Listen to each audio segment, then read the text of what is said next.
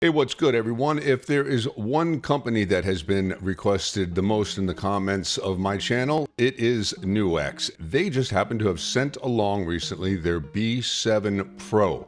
I spent a week testing it. I'll go through what it comes with. You get a warranty card, nice recommendation sheet for how to pick out the headphones, a very informative manual. I'll also include a link to their website so you can read more about their 1 megahertz narrowband use and how they use the 2.4 gigahertz frequency.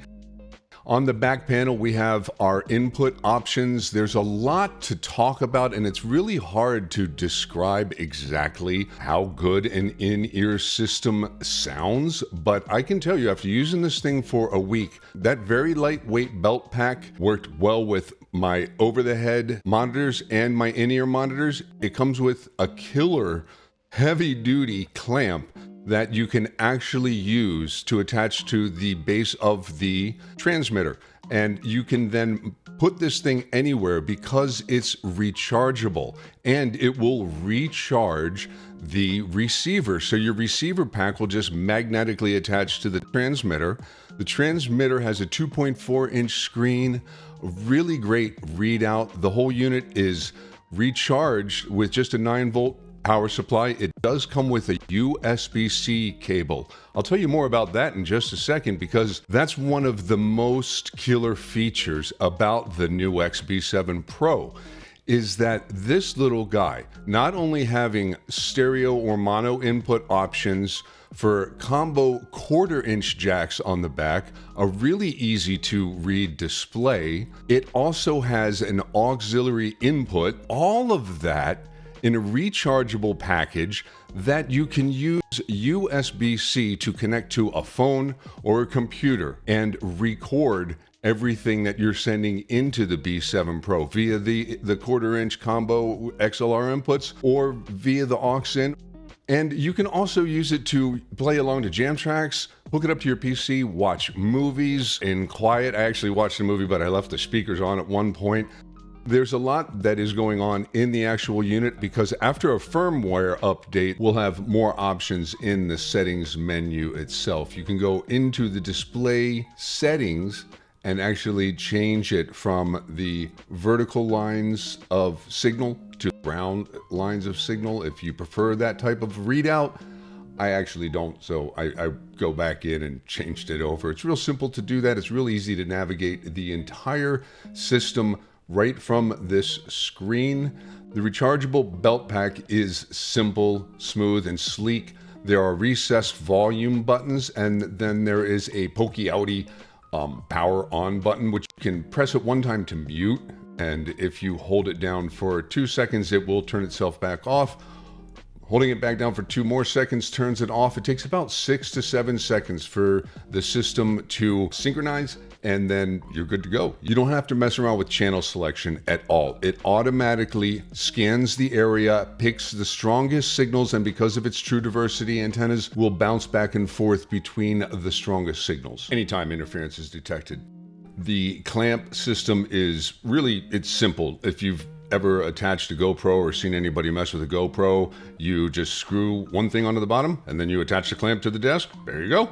Head over to the NUX B7 Pro page. Again, I'll include a link to their main site below. If you're using a Windows computer, you've got to download the drivers, pick which one based on your operating system, and then you're going to want to grab the firmware, and then also go ahead and grab the firmware updater guide just below that. I had to look at it later on because I did have a problem trying to figure out exactly how to make the two talk, the updater and the firmware itself. So I'll show you that in just a second. Extract everything. The first thing that I opened up was the actual device updater. I decided to close that, and instead I installed the driver, which is what I recommend you doing. It only takes a second to do it. You literally double click on it. Just go ahead, do all this kind of stuff. And then once I got over to the actual software side of things, there was a little bit of a trick that you have to do in order to sync the transmitter unit and the computer that you're using in order to update the firmware. You can't just open this software and expect everything to just start running. It doesn't find a device right away. You have to tell the device that it is talking to a computer. Once the device updater is actually running, you're going to also want to remember where you have downloaded the firmware itself, because you're going to need to direct that software to the actual file. I just had everything in my downloads. It just made it easier to find it. It walks you through all this in the documentation, but one thing to know, hold down the arrow button while turning the unit on. That puts it into firmware update mode. Don't touch anything, and then that's where you're going to go ahead and select the file within the device updater. So open the device updater, turn the unit on while holding down the back arrow, and it will be in update mode. Direct the software updater to the file, hit start update, and you will see the B7 Pro actually update, and you'll be able to also follow along on the screen of your computer. Whether you're using a Mac or Windows, both computer systems will update the unit. I only needed drivers for Windows. The Mac is going to be plug and play. I tested for a week. I used it to plug in some multi-effects and some play along with some jam tracks that were on the computer via USB. It's real easy to just do USB playback. As you can see within a DAW, we can now pick NUX audio unit as our inputs and our outputs, and it's coming in at 48 Hertz. And if you were to go over to your computer system settings, you would also see that it is going to see the NUX B7 as a speaker system. So you're going to be able to play along with tracks from within your computer.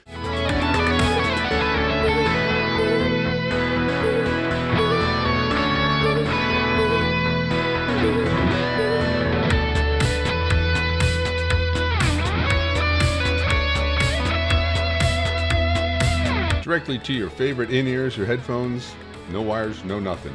If you want to record backing tracks to a USB device, you're going to have to use the aux-in cable and send those backing tracks in through the aux-in, and then use your guitar rig through the combo inputs on the unit. Their user manual and website shows you all sorts of application scenarios and setups. I went ahead and put on some headphones, some comfy ones, sat back and watched some old classic 80s horror movies, and I wasn't afraid. I've seen that one before, but it was cool to hear all that.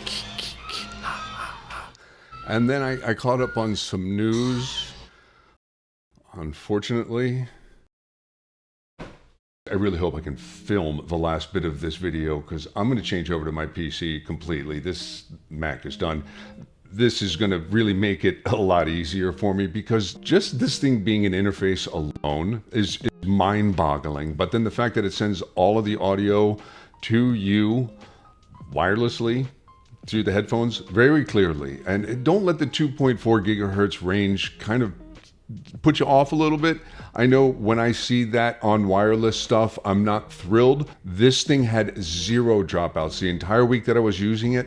And it seems like their 1 megahertz range, what it does, it sits in an area that's away from Wi-Fi and cell phones. Whenever there's any interference coming in the way of the signals that it has seen and picked, it will bounce around and find the cleanest of those signals. And it did that for me the whole time. The wireless charging is awesome. The way it just grabs onto it there. Great unit, NUX. Thank you very much for sending this along. Stay still. They didn't pay me for this video. They did send the product along. Everything I've said is my own opinion or information that I just wanted to pass along from the website of the manual that I thought would be interesting to you as a user. You can put it anywhere. Put it on your pedal board, clamp it onto your desk. Very cool unit. NUX, thank you very much for sending this along for me to tell you guys about. If you guys like the video, please consider liking, maybe even subscribing on your way out the door. I'm Double, and I'll see you guys on the next one. Thanks for being here.